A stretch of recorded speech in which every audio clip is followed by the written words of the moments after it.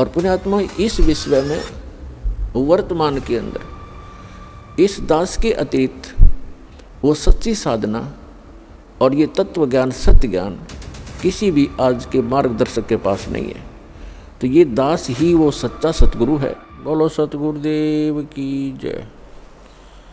बंदी छोड़ कबीर परमेश्वर जी की जय। बंदी छोड़ गरीबदास जी महाराज जी की जय। स्वामी रामदेवानंद जी गुरु महाराज जी की जय हो।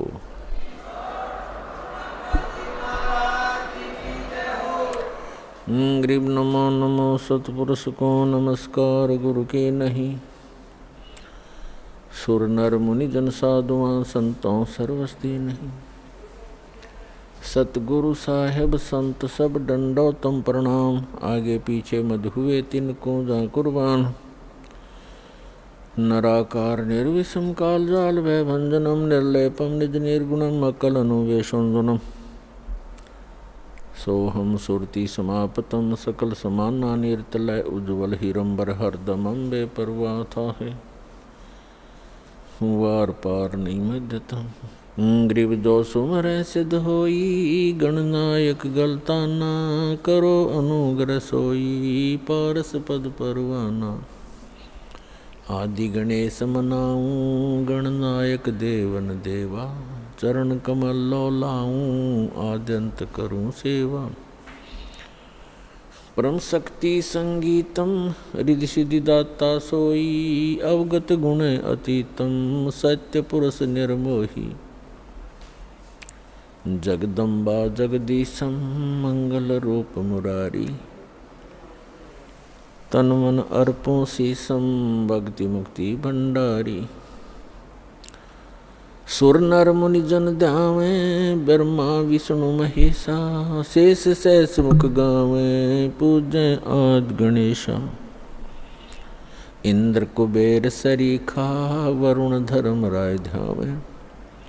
समर्थ जीवन जी का मन इच्छा फल पावे। 33 कोटि आधारा दावे से 88। उतरे बहुजल पर कट है यम की फांसी। 33 कोटि आधारा दावे से 88। उतरे बहुजल पारा कट है यम की फांसी। कर चोरों विनती करूं धरूं चरण पर शीश। गुरु जी राम देवानंद जी महाराज ने दियो नाम बख्शीश। कोटि कोटि सिजदा करूं कोटि कोटि प्रणाम। चरण कमल में राखियो मैं बंदी जाम गुलाम। कुत्ता हूँ गुरुदेव का रामपाल दास का नाम। गले प्रेम की जेवड़ी जहाँ खेचो वहाँ जाऊँ। तो करो तो बावड़ू दूर दूर करो तो जाऊं। जो राखो त्यों ही रहूं जो देवो सो खाऊं। जय इब कै सतगुरु मिले सब दुख आँखों रोए। चरणों ऊपर शीश धरूं कहूँ जो कहनी हो। कबीर साईं मिलेंगे पूछेंगे कुशलात। आदि अंत की सब कहूँ अपने दिल की बात। गुरु जी तुम न भूलियो चाहे लाख लोग मिल जाएं। हम जैसे तुमको बहुत हैं तुम जैसे हमको नहीं। तुमरे विसारे क्या बने, मैं किसकी शरण में जाऊं। शिव ब्रज मुनि नारदा, तिनके हृदय न सुनूं।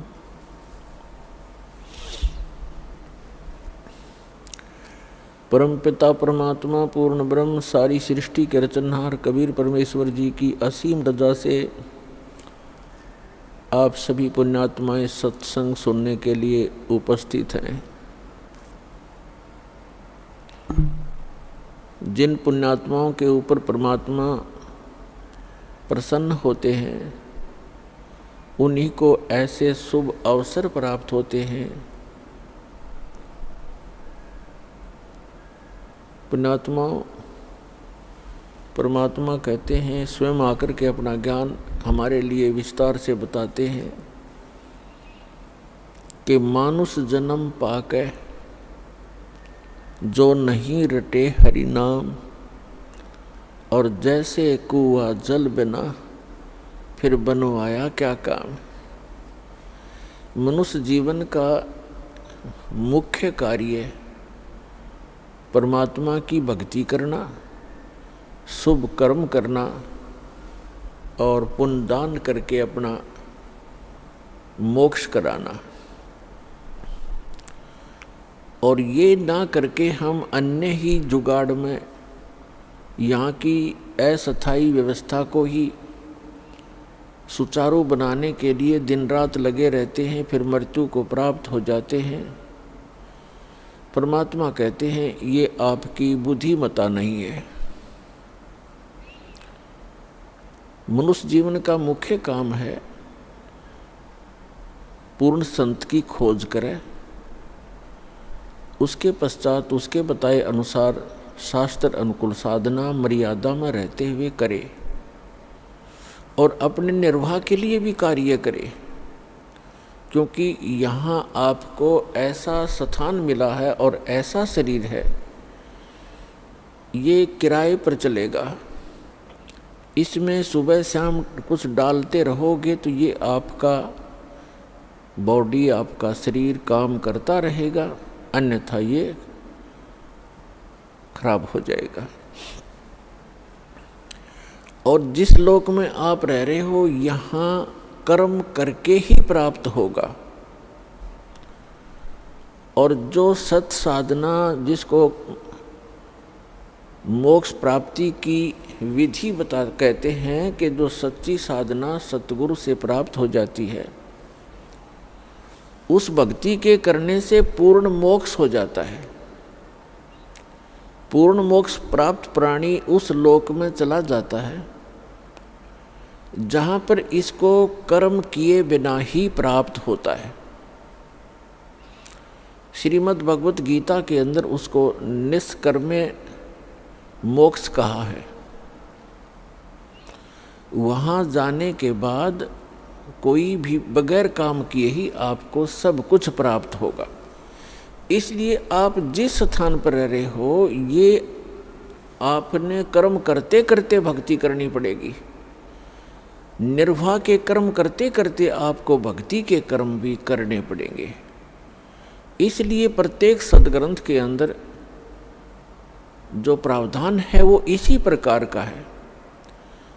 सबसे पहले आपको श्रीमद् भगवत गीता का प्रमाण देते हैं कि उसमें कैसी भक्ति करने को कहा है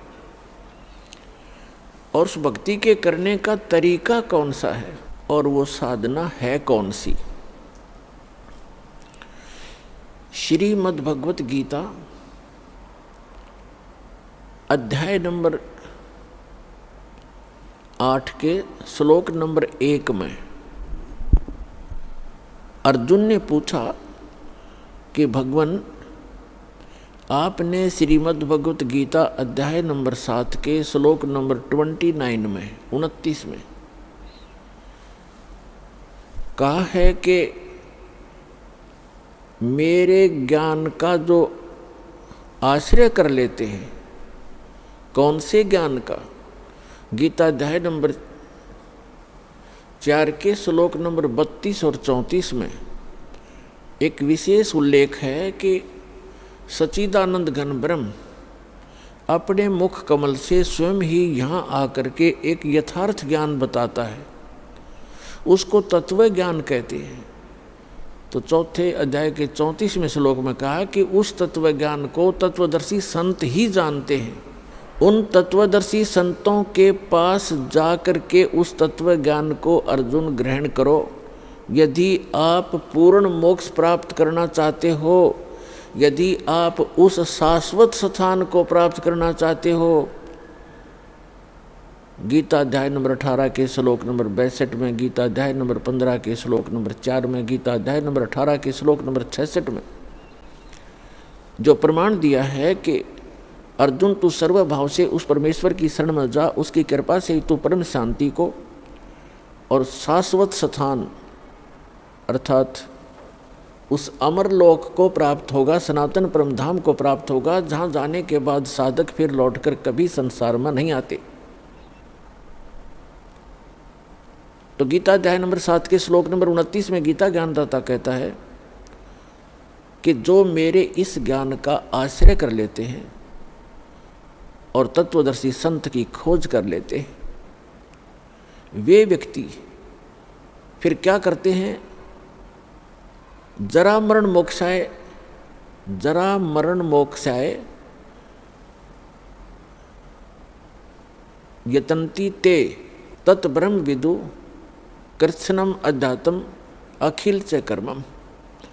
वो व्यक्ति जो उस तत्ब्रह्म से परिचित हैं और सारे अध्यात्म ज्ञान से परिचित हैं और सभी कर्मों से परिचित हैं, वे केवल जरा यानी वृद्धावस्था के दुख से और मरण माने मृत्यु के दुख से बचने के लिए ही प्रयत्न करते हैं, उससे मोक्ष प्राप्ति के लिए प्रयत्न करते हैं। जो व्यक्ति तत्ब्रह्म से परिचित हो जाते हैं और सारे अध्यात्म ज्ञान से और सभी कर्मों से कि बुरे कर्म करोगे तो बुरा फल मिलेगा, अच्छे कर्म करोगे तो अच्छा फल मिलेगा, तुमने उस दरगाह का मैल नहीं देखा, धर्मराज के तिल तिल का लेखा। आज कोई कोढ़ी है, कोई रोगी है, कोई कैंसर पीड़ित है, किसी को अधरंग मार गया है, किसी की जुबान नहीं है, कोई गूंगा, कोई बहरा है, कोई लंगड़ा, कोई दोनों टांग कट गई हैं,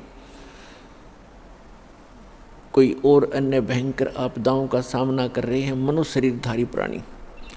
और अन्य प्राणी भी आप देखते हो, कोई कुत्ता है, खाद लगी है, कीड़े पड़े हुए हैं, टांग टूट गई, पिछले हिस्से को पैरालिसिस हो गया है, दोनों पैरों को लटका के घसीट रहा है। तो ये आपके पूर्व जन्म के कर्मों का परिणाम है। तो ये ज्ञान सत्संग से होता है कि जैसे कर्म आप इस मानव शरीर में करोगे वो आगे आपको भोग्य होंगे। इसलिए आप जी ऐसे कर्म ना करो जो आपको आगे उनका दंड भोगना पड़े। और पीछे गलती में जो भी कुछ हो चुका है उसका प्रावधान, उसका एक विकल्प बताया है परमेश्वर ने कि मेरी शरण में, यानी कबीर परमात्मा पूर्ण ब्रह्म परम अक्षर ब्रह्म की शरण में जो व्यक्ति आ जाता है, उनके सभी पूर्व जन्म के जो अनजानपने में हुए पापों का नाश कर दिया जाता है और पापों से ही प्राणी को कष्ट होता है। आगे फिर वो इस ज्ञान से परिचित होकर के भविष्य में ऐसी गलती वो करता नहीं, क्योंकि वो संपूर्ण अध्यात्म ज्ञान से और सभी कर्मों के परिणामों से परिचित हो चुका है। तो वो व्यक्ति केवल जरा और मरण, जरा माने वृद्धावस्था का कष्ट, इस मनुष्य के ऊपर, मानव शरीर के ऊपर सबसे बड़ा भयंकर दुख है। प्रथम तो वृद्धावस्था का और दूसरा फिर मृत्यु। आप सारा जीवन लगे रहते हो अपने परिवार को सुरक्षित और सुखी बनाने के लिए और कोठी कार फैक्ट्री जचाने के लिए, और एक सेकंड में मृत्यु हो जाती है। बताओ किस काम पर सारा जीवन डिवोट कर दिया आपने, जो आपका था नहीं, आपके संग जा नहीं सकता, जिसको आप अनजानपने में अध्यात्म मार्ग का ज्ञान ना होने से, परमात्मा कहते हैं आप यहाँ अस्थायी वस्तुओं को स्थायी जानकर बालकों की तरह अपना सारा जीवन वहीं नष्ट कर देते हो। और जो कुछ भी आपके पूर्व जन्म के भाग्य में है और वही आपको मिलता है।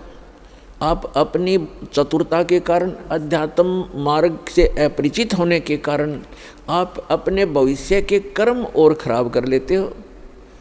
इसलिए ये आपको एक तत्व ज्ञान रूपी दीपक दिया जाता है, एक टॉर्च दी जाती है, जिसकी रोशनी में आप अच्छे रास्ते पर चलें, गड्ढों और झाड़ झंखाड़ों में ना घुस जाएं जो आपको दुखदाई होते हैं।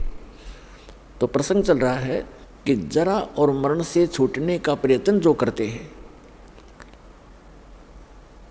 तो जैसे आप अपने बच्चों की परवरिश के लिए, इनको सुखी बनाने के लिए अपना सारा जीवन लगा देते हो और भक्ति साधना करते नहीं, तो जो कुछ भी आपके पूर्व जन्म के संस्कार प्रारब्ध में, किस्मत में लिखा है, आपको केवल उतना ही मिलेगा। मासा घटे ना तिल बधे, विद ना लिखे जो लेख। परमात्मा ने, विधाता ने आपके कर्मानुसार जो भी आपके प्रारब्ध में, आपकी किस्मत में जो लेख लिख दिए, वो आपके किसी प्रकार के भी प्रयत्न से ना कम हो सकते हैं, ना वो बढ़ सकते हैं, अच्छे या बुरे। फिर क्या बताते हैं, इसके साथ साथ एक विकल्प बताया है कि सच्चा सतगुरु मेट कर ऊपर मारे मेघ। सच्चा सतगुरु, वैसे तो सतगुरु कहना पर्याप्त है, पहले तो सतगुरु शब्द की क्यों आवश्यकता पड़ी?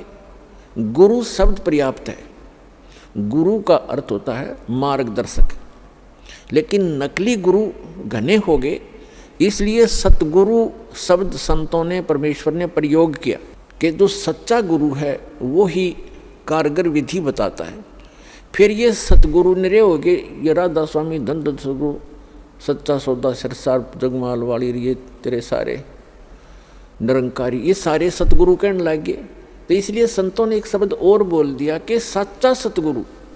अब सतगुरु भी सच्चा चाहिए, नकली घने हो गए, जिनको कह का पता नहीं, अध्यात्म मार्ग ये जानते नहीं, इन्होंने भी सतगुरु जो अपने उपमा लगा ली। तो यहाँ बताया है कि सच्चा सतगुरु यानी सच्चा सतगुरु मेट कर ऊपर मारे मेघ। तो इस मनुष्य जीवन को सफल बनाने के लिए सबसे पहले आपको सतगुरु की आवश्यकता पड़ती है, सच्चे सतगुरु की। और पुण्यात्मा, इस विश्व में वर्तमान के अंदर इस दास के अतिरिक्त वो सच्ची साधना और ये तत्व ज्ञान, सत्य ज्ञान किसी भी आज के मार्गदर्शक के पास नहीं है। तो ये दास ही वो सच्चा सतगुरु है। क्योंकि कुछ भक्त ऐसे होते हैं, श्रद्धालु, ये सोचते हैं कि अपनी बड़ाई आप ही कर रहे हैं। पुण्यात्मा, बड़ाई तो एक अलग वस्तु होती है, वो तो मूर्ख व्यक्ति किया करते हैं। सच्चाई को बड़ाई में नहीं गिनना चाहिए, क्योंकि हमारे भगवान स्वयं आए थे, वह स्वयं कहा करते थे, हम ही अलख अला हैं, कुतुब गोस और पीर, गरीब दास खालिक धनी, मेरा नाम कबीर। अब कहते हैं अपनी महिमा हमने आप बतानी पड़े, दूसरा कोई बता ही नहीं सकता। तो कबीर भगवान कहते हैं आप पे आरती, वो परमात्मा आप पे आरती, आप पे साजे, आप पे किंगर, आप पे बाजे, आप पे ताल झान झनकारा, आप नचे अब देखण हारा। कहे कबीर ऐसी आरती का हूँ, आप पे मध्य आप पे समाऊँ। तो अपने ज्ञान का, अपनी यथार्थता को आप ही बताना पड़ता है। यदि इस दास ने एक शब्द कहा कि इस विश्व में वो सच्चा सतगुरु ये रामपाल दास है, तो किसी को शंका है तो तोल कर देखो, जांच कर देखो, और फिर पता लगेगा, और फिर अपना कल्याण कराओ, अपना लाभ उठाओ। इतनी सी बात है, इसमें मान और बड़ाई की बात नहीं है। सच्चाई कहना कोई पाप नहीं, कोई बड़ाई नहीं, अभिमान नहीं। परमात्मा ने जब अपने आप को कहा हम ही अलख अल्लाह हैं, कुतुब गोस और पीर, यानी सभी जो भूमिका मैं ही कर रहा हूँ, पूर्ण परमात्मा मैं हूँ, और कुतुब यानी संत, पीर, गुरु, ये सब कुछ, सब भूमिका मैं ही करने आया हूँ। जैसे रामानंद जी को जो परमात्मा, आदरणीय रामानंद जी को परमात्मा कबीर जी सतलोक लेकर गए थे, फिर उनको वापस छोड़ा। आदरणीय स्वामी रामानंद जी परमात्मा से परिचित होकर कहते हैं, तुम साहेब तुम संत हो, तुम सतगुरु तुम हंस, गरीबदास तेरे रूप बिना और न दूजा अंश। तुम साहेब तुम संत हो, तुम आप ही परमात्मा हो, साहेब माने भगवान, और तुम साहेब तुम संत हो, संत भी आप ही हो, जो एक संत के अंदर क्वालिटी होनी चाहिए। तुम साहेब तुम संत हो, तुम सतगुरु तुम हंस, आप ही सतगुरु हो जो सच्चा ज्ञान रखते हो। और हंस एक सच्चा भक्त कबीरदास, कबीरदास, कबीरदास, उन्होंने अपने साथ दास लगाया हमारे लिए संकेत करने के लिए कि यहाँ अभिमान नहीं चलेगा। मर्द गर्द में मिल गए वो रावण से रणधीर, और कंस के सी चानोर से वो हिरणाकुश बलवीर। जिन्होंने यहाँ मर्दानता दिखाई, जिन्होंने यहाँ बकवाद घड़ी, इसे बलि चले गए जिनकी जड़ामूल से समाप्त हो गए। तो यहाँ अधीन बनना पड़ेगा, और जितना आप अधीन नम्र रहोगे भगवान आपके उतना ही निकट आएगा। तो ये सभी जो परमात्मा ने रिहर्सल करके दिखाया हमारे लिए। तो रामानंद जी कह रहे तुम साहेब तुम संत हो, और तुम सतगुरु तुम हंस। हंस माने एक सच्चा भक्त जो सभी बुराइयों से बच के गुरु मर्यादा में रह के जो सत्य भक्ति करते हैं उनको हंस कहते हैं। जैसे हंस एक पक्षी होता है, उसके अंदर एक विशेषता दी है प्रभु ने कि वो किसी भी सरोवर पर होगा, वो मच्छी नहीं खाता, मछलियाँ नहीं खाएगा, जीव हिंसा नहीं खाएगा, वो केवल जीव हिंसा नहीं करेगा, वो केवल मोती खाता है, मोती, ये पहचान है उसकी। फिर उसके अंदर एक विशेष गुण है कि दूध में 1 किलो दूध में 1 किलो जल मिला दो आप, और जो ही वो चोंच उसमें डालेगा अपने आप दूध अलग हो जाएगा और जल अलग हो जाएगा। उसमें ऐसा गुण दिया है दाता ने। तो दूध ग्रहण लेकर लेगा, जल को छोड़ देगा। तो इस प्रकार कहते हैं भाई कोई काम करने से पहले दूध और पानी छान लेना चाहिए। यानी हंस का अर्थ है जो बुराई त्याग के केवल सच्चाई को ग्रहण करने वाले को हंस कहते हैं। तो कहते हैं तुम साहेब तुम संत हो, तुम सतगुरु तुम हंस, और गरीबदास आपके बिना तो और न दूजा अंश, आप ही मालिक हो। तो इस प्रकार अपनी ये महिमा बतानी अपना जानकारी स्वयं देनी पड़ती है, अपना ज्ञान बताना पड़ता है, इसको अभिमान ना समझें। फिर जो प्रसंग चल रहा है कि जो क्रियाएं आप करते हो इस जीवन में, और यहाँ कोठी और बंगले बनाने के लिए परमात्मा कहते हैं कहा चढ़ावा मैडिया ये कोठी, लंबी भीत उसार, और घर ते 3.5 हाथ घनाते 4.25। कहते क्यों बड़े बड़े इतनी लंबी लंबी कोठियाँ बनाने पर लगा रहा भोले आदमी, जो काम करने का वो कर। घर तो 3.5 हाथ घनाते 4.25। इस मनुष्य मानव का जो शरीर है प्रत्येक का, उनके अपने ये हाथ इतना बोलते हैं यहाँ से लेकर यहाँ तक, इसको कहते हैं ये आपके 3.5 हाथ कि आपका शरीर होता है।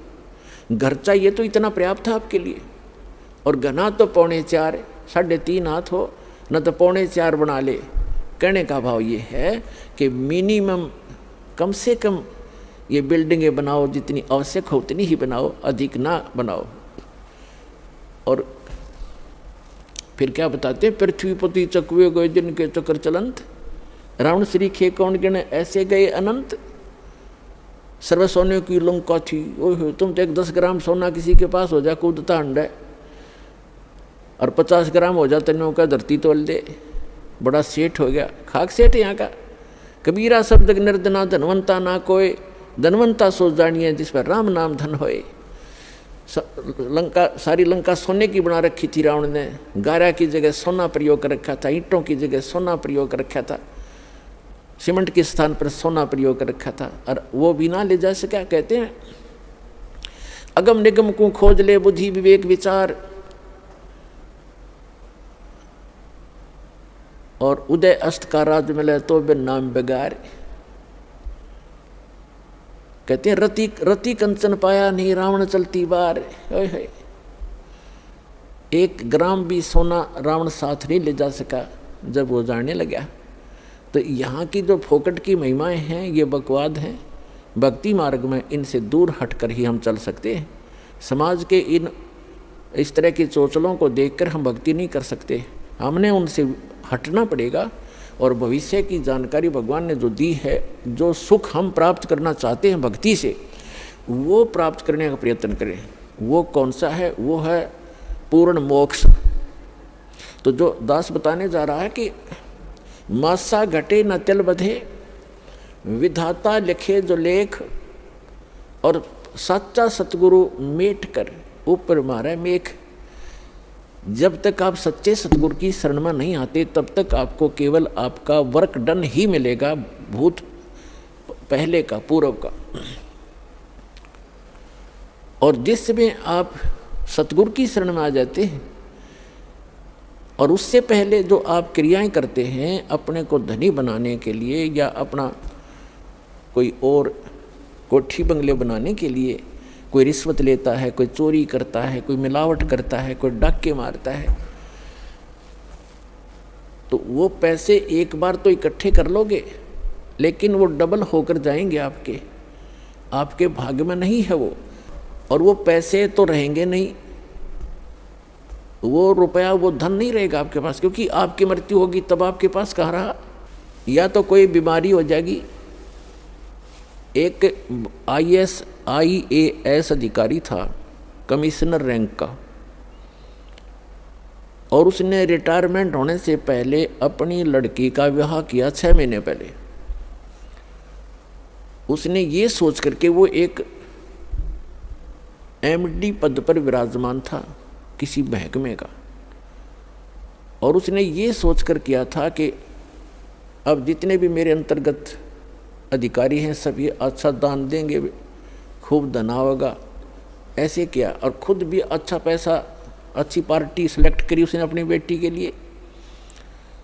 उस समय 3.5 लाख रुपए उसने अपनी लड़की के विवाह पर लगाए सन 1981 में। उस समय के 3.5 लाख आज के 3.5 करोड़, ये समझ लो। और लड़की का विवाह कर दिया, वो स्वयं रिटायर हो गया। विवाह के 6 महीने के बाद, यानी वो रिटायर हुआ ही था, कुछ दिन के बाद उस लड़की का तलाक हो गया, छोड़ दिया। अब वो पागल हो गया, वो IAS अधिकारी रिटायर्ड। अब उसको पता था कि जब शाम समुच्ची लड़की के 3.5 लाख रुपये लाए, दोबारा ब्याह होगा तो 7 लाख लगेंगे। हार्ट अटैक होगा, मर गया भाई। लूट ले माल ने, वो लूटा था, वो जमाइते ही दे दिया, वो लेकर हजम कर गया। और अब कर ले, क्या करोगे? तो परमात्मा कहते हैं, अब यहाँ दास उसी प्रसंग पर आता है। गीता अध्याय नंबर 7 के श्लोक नंबर 29 में कहा है कि जो व्यक्ति जरा और मरण से छूटने का जो प्रयत्न करते हैं, मोक्ष प्राप्ति का प्रयत्न करते हैं, वे उस तत्ब्रह्म से परिचित हैं और सभी अध्यात्म कर्मों से परिचित हैं। और पूरे अध्यात्म ज्ञान से वो परिचित व्यक्ति ही जरा और मरण से छूटने का प्रयत्न करते हैं। इस नकली स्थान की कोई व्यवस्था की डिमांड वो नहीं रखते।